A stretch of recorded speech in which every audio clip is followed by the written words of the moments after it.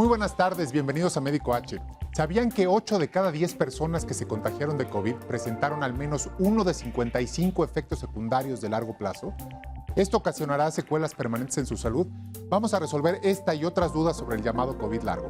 Además, hablaremos sobre la vacunación COVID en niños y sobre la aprobación de la tercera dosis de Pfizer. ¿Qué tan necesaria es? Acompáñanos a descubrirlo. Y para empezar, les preparamos la siguiente información acerca de los efectos a largo plazo del COVID. ¿Sabías que el 80% de las personas que se contagiaron de COVID desarrollaron al menos una de 55 secuelas de largo plazo? Es decir, por casi 4 meses presentaron ciertos efectos en el sistema respiratorio, neurológico, gastrointestinal, cardíaco, endocrino, dermatológico, hepático o renal. ¿Cuáles son los efectos de largo plazo más comunes? ¿Y qué complicaciones podrían tener estas secuelas? Te lo decimos en Médico H. Y para desmenuzar el tema le doy la bienvenida a la ginecóloga Julie Salomon y a la química farmacobióloga y divulgadora de ciencia Carol Perelman. Este es un tema muy importante por lo que nos va a apoyar Carol. Te seguimos y la verdad es que somos prácticamente tus fans. Carol, ¿cómo estás? Hola Ari, me da muchísimo gusto saludarte y estar aquí en Médico H. Muchas gracias por la invitación. Les platico un poquito para los que para quienes no la conozcan. Carol además tiene un larguísimo currículum, pero en esta ocasión con respecto a los temas que nos atañen, hicieron un artículo muy bueno que revisaron alrededor de 18,000 publicaciones en el mundo, ella y otras 5 mujeres científicas que lograron desglosar esto de los 55 síntomas más frecuentes hasta en el 80% de los pacientes que tuvieron COVID. ¿Es así, Carol? Así es, Ari. Lo que hicimos mis colegas y yo, todas mujeres, como bien lo mencionas, fue hacer una revisión sistemática de todos los artículos que en el 2020 se habían publicado sobre long COVID, sobre COVID persistente, COVID a largo plazo, que ni siquiera todavía al día de hoy tiene una definición o un nombre oficial, pero revisar todos estos artículos para tratar de encontrar su incidencia, qué tanto se estaba presentando estas secuelas de COVID-19 en las personas, entre comillas, recuperadas, ¿no? Después de haber pasado la fase aguda de COVID-19. Y para nuestra sorpresa, como bien dices, es que encontramos al menos un síntoma que persistía o aparecía después de la parte aguda en al menos 8 de cada 10 sobrevivientes de COVID-19. Y es una incidencia bastante alta, siendo la fatiga el principal síntoma. Oye, y de estos, cuando dices fase aguda, ¿es del día 14 hasta el día...? Al contrario, del día que comienza, que se hace un diagnóstico, al día 10 o 14, ahí termina la fase aguda, ya no hay contagio a partir. Exacto, no, me refería, al referirse a COVID largo, están ustedes considerando a partir del día 14 y hasta el día 135, 155, si no me recuerdo. Así es, exactamente, es este lapso, porque todos los estudios que revisamos llegaban a un máximo de 110 días, pero hoy ya hay estudios, Ari, que van mucho más allá de 6 meses y hasta el año, donde están encontrando secuelas que sí siguen persistiendo más allá de los 8 meses o al año. Y la discusión también está, déjame, te comento, en dónde empieza long COVID, cuándo empiezas a llamarle long COVID, a partir de 2 semanas de haber pasado estos primeros 14 días o después de un mes. Todavía no está la definición clara y también por eso todavía no hay así como que alguien pueda llegar a pedir una en su trabajo un permiso para faltar, una incapacidad, sí, porque todavía no hay realmente un término legal, porque todavía no hay una definición médica establecida y consensuada para llamarle. Apenas lo que estamos haciendo es reconocer estos síntomas, tratar de entender el porqué de esta diversidad, ¿no? Como bien sabes y bien dijiste al principio del programa, va desde el dolor de cabeza, la fatiga, pero también temas dérmicos, temas neurológicos muy importantes, cognitivos, psiquiátricos, diabetes, temas renales. Entonces, bueno, pulmonares. Entonces, bueno, es un abanico de síntomas que encontramos y definitivamente también el tratamiento y el manejo de los pacientes es importante que sea multidisciplinario, porque este es un virus multisistémico y sus secuelas también son multisistémicas. Oye, Carol, yo quería preguntarte, una de las preguntas que con mayor frecuencia nos hacen y está ahorita en el WhatsApp, dice que ¿cuáles son los efectos a largo plazo que podrían generar repercusiones o solo son síntomas pasajeros? O sea, realmente lo que queremos y lo que nos preocupa muchísimo es saber qué tan duraderos son, como bien mencionabas al principio, que ya hay estudios que van abarcando mucho más tiempo. Sí, es una excelente pregunta. La buena noticia es de que muchos se recuperan. Muchos, al cabo, por ejemplo, la pérdida de cabello, que es 1 en cada 4 personas, se recupera aproximadamente a los 2 meses. Los que más persisten son los temas neurológicos. Tarda mucho más tiempo el sistema nervioso en desinflamar. Por ejemplo, incluso la ageusia, la anosmia, la pérdida de olfato y la pérdida del gusto, tarda más en recuperarse. Y son estos los neurológicos que persisten mucho más allá de los 6-8 meses, pero la buena noticia es que sí se están recuperando. Parece que sí que son transitorios, pero bueno, son molestos y hay que recurrir al tratamiento. También los pulmonares requieren del tratamiento de fisioterapia pulmonar. Oye, ¿y qué tan ligados lo encontraron, Carol, a la gravedad de la enfermedad? O sea, ¿necesariamente tuviste COVID grave para desarrollar secuelas a largo plazo o pudo haber sido una enfermedad leve y que de todas maneras tengas estas secuelas? Esa es una gran pregunta, Ari, y la respuesta es algo sorprendente porque no está relacionado a la gravedad. Sin duda, una persona que estuvo hospitalizada, que estuvo internada y que estuvo intubada va a tener secuelas inherentes a haber estado en el hospital.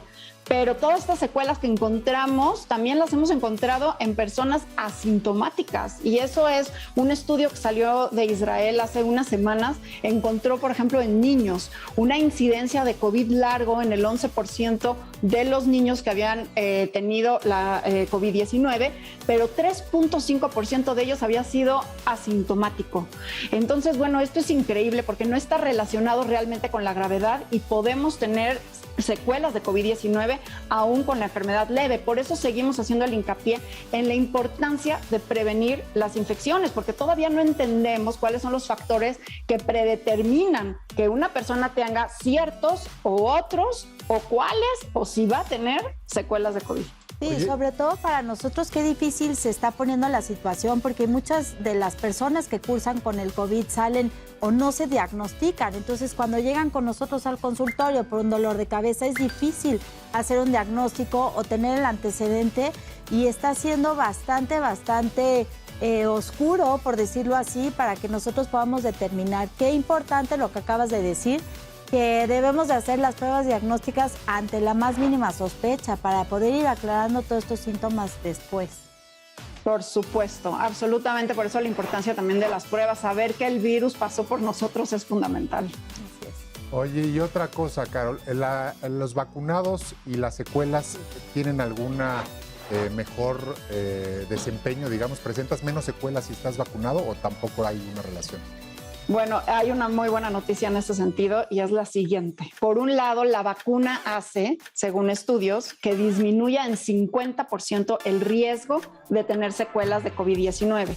Entonces, una persona vacunada que tiene esto que le están llamando breakthrough infections, ¿no? Estas infecciones post-vacuna, tienen 50% menos riesgo de tener secuelas por haber estado vacunado. Entonces, hay que vacunarse. Y por el otro lado, la otra buena noticia es que una persona que tiene síntomas persistentes de COVID-19, estas secuelas, 1 de cada 4, más o menos 25-30%. Hay un estudio en España y otro estudio en Gran Bretaña que encontraron que se les interrumpieron las secuelas al vacunarse. Entonces, esa es una gran noticia, porque si alguien de la audiencia que nos está escuchando tiene secuelas, quizás al vacunarse será uno de esos afortunados que corta sus secuelas gracias a la vacunación. O sea, por ejemplo, si perdí el olfato cuando me dio COVID y ya pasaron 2 meses y voy y me vacuno, puede ser que me regrese el olfato gracias a la vacunación. Oye, Carol, en mi caso, por ejemplo, como ginecóloga, es bien importante porque las mujeres que se han vacunado sí han demostrado tener secuelas, sobre todo en el ciclo menstrual. Tienen muchísimos cólicos, les atrasa la menstruación y muchas veces pues es difícil hacer un diagnóstico. ¿Tú crees que esto pueda ser como a largo plazo? Sabemos que la parte interna del útero, este endometrio, tiene que ver con la respuesta, pero muchas de ellas me están preguntando que si esto va a ser permanente o cuánto tenemos que esperar para que se pueda aclarar. A ver, Julie, sobre la menstruación hay 4 puntos importantes.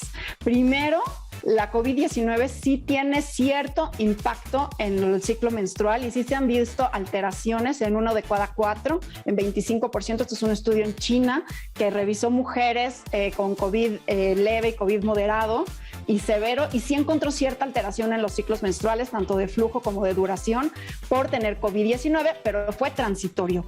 Y se debió posiblemente, la hipótesis, porque el cambio hormonal no fue tan dramático, nada más fue como este cambio en el flujo y se piensa, porque sí se sabe, que existe una relación entre la respuesta inmunológica y la menstruación. El endometrio. Entonces, posiblemente fue más bien la respuesta de nuestro cuerpo ante el virus hacia tener estos cambios. Entonces, con la vacuna, a pesar de que se están empezando a hacer estudios para ver si hay un vínculo con la vacuna o no, aún no se sabe y son transitorios. Y en long COVID también. Sí se han encontrado cambios en los ciclos menstruales como secuela de COVID-19. Nosotros no lo encontramos en nuestro estudio, pero hay un estudio de agosto que sí sacó cambios menstruales por long COVID, pero también se recuperan después de 1 o 2 ciclos. Entonces, sí parece algo transitorio, no parece algo ligado directamente al virus, sino más bien a la respuesta inmunológica y, por supuesto, al estrés. Oye, Carol, ahora, ¿qué les parece si hablamos un poquito, hablando de respuesta inmunológica, pasamos un poco a los niños? Y es momento de hablar sobre el COVID y la vacunación infantil. Y les hemos preparado la siguiente información. Aunque los niños corren un menor riesgo de enfermarse gravemente o morir por COVID, los casos existen y han aumentado significativamente tras la aparición de la variante Delta.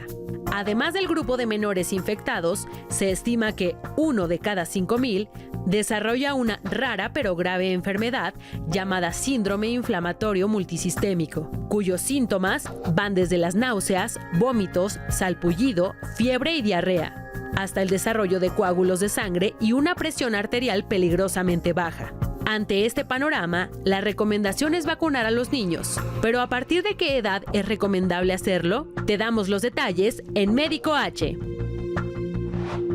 Pues bueno, aquí es también buenísimo contar con Carol porque tiene mucha información al respecto y además valga la pena recomendarles tu libro que hiciste. Ahorita regresamos a la vacunación, pero tu libro con respecto a la difusión en niños, Carol, cuéntanos un poquito cómo fue que hicieron ese libro y tenemos ahí hasta una imagen en pantalla para que lo vean, porque es interesantísimo.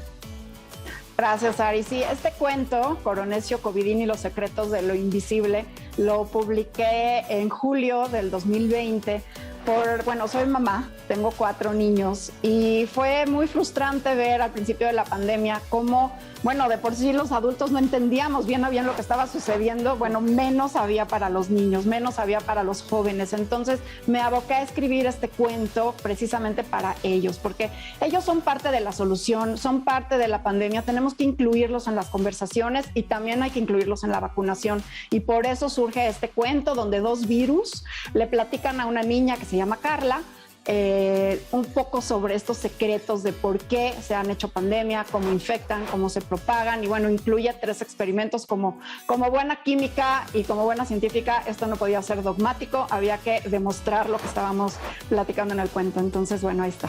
Oye, justo, perdón que te interrumpa, que acabas de mencionar que eres mamá, pues yo también soy mamá y yo creo que muchas de las que nos ven tenemos la misma preocupación.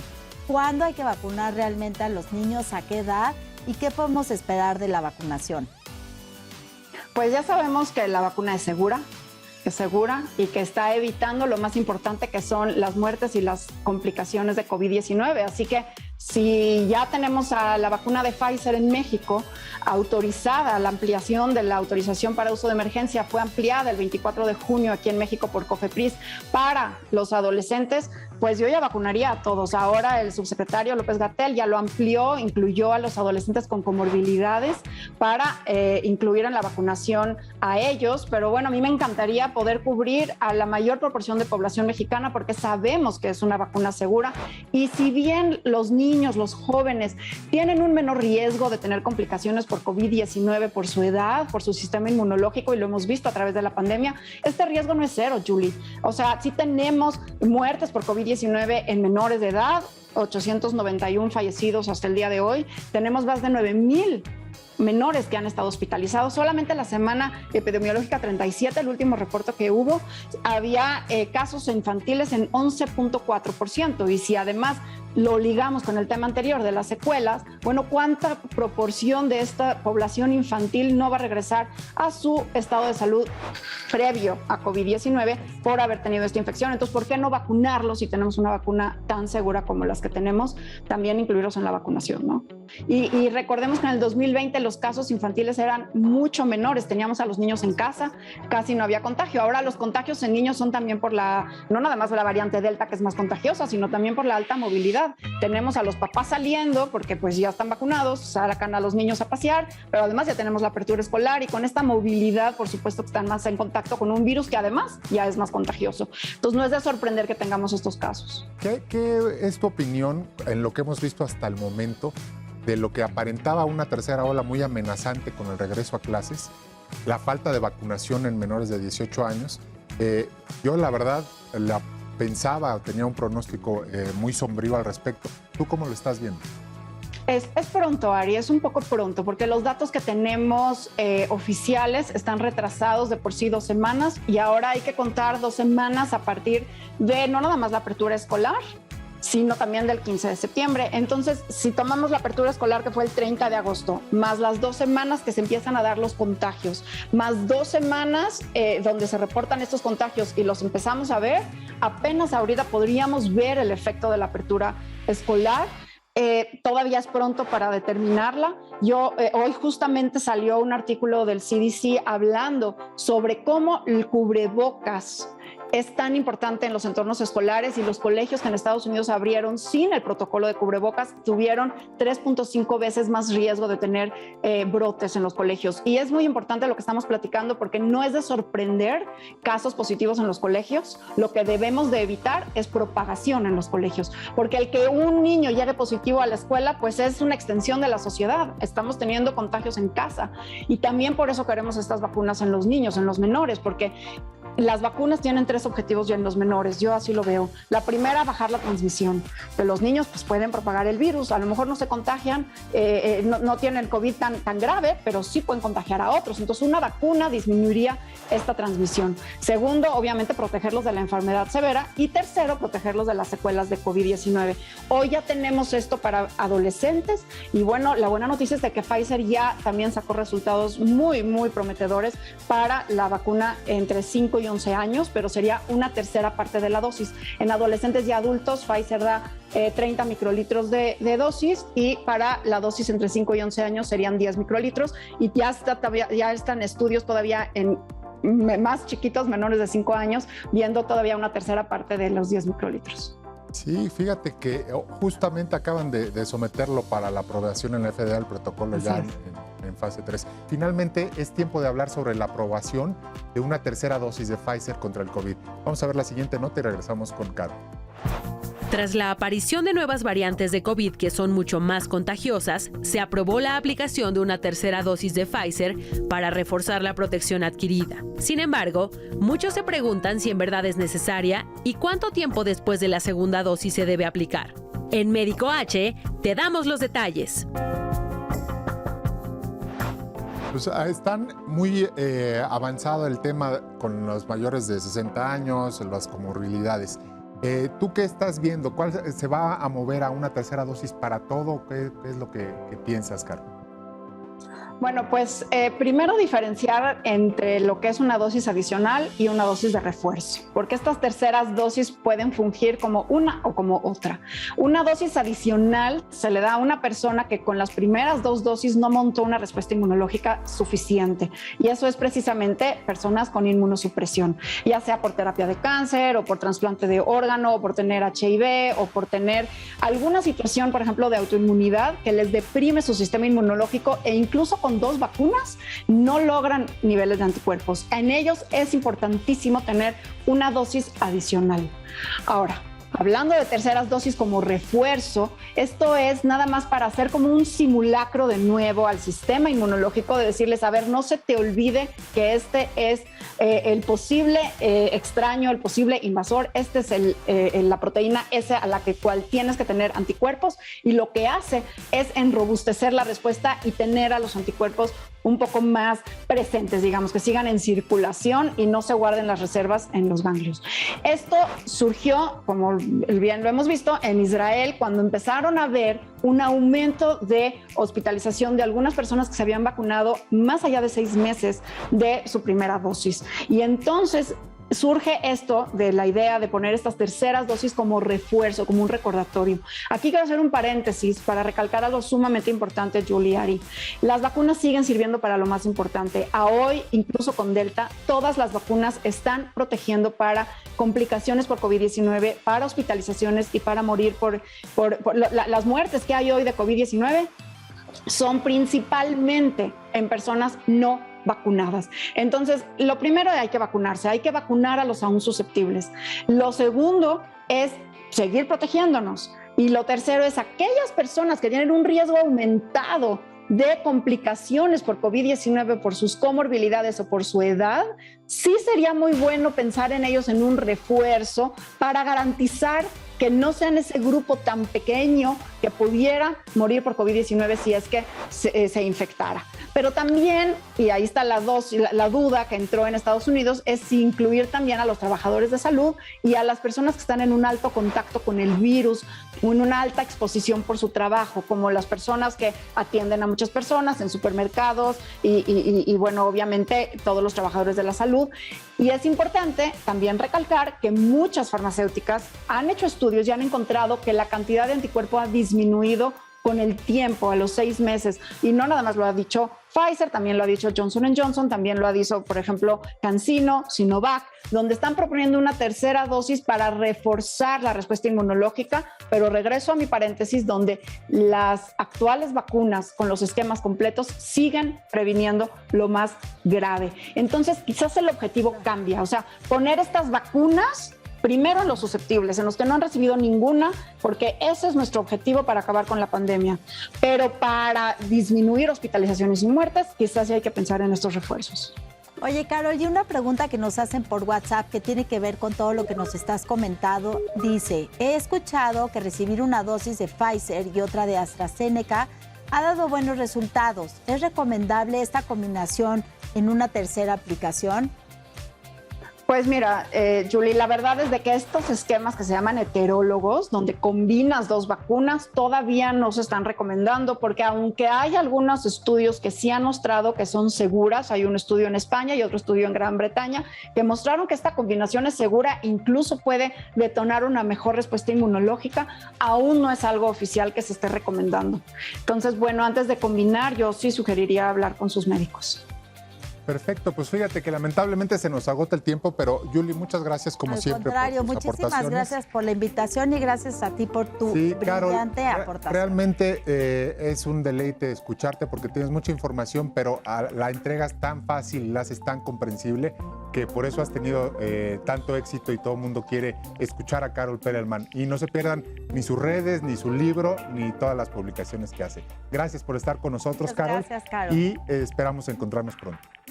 Claro que sí, Ari, Julie, muchísimas gracias. Saludos a todos y a seguir cuidándonos. Buena tarde. Hasta luego. Bye, bye.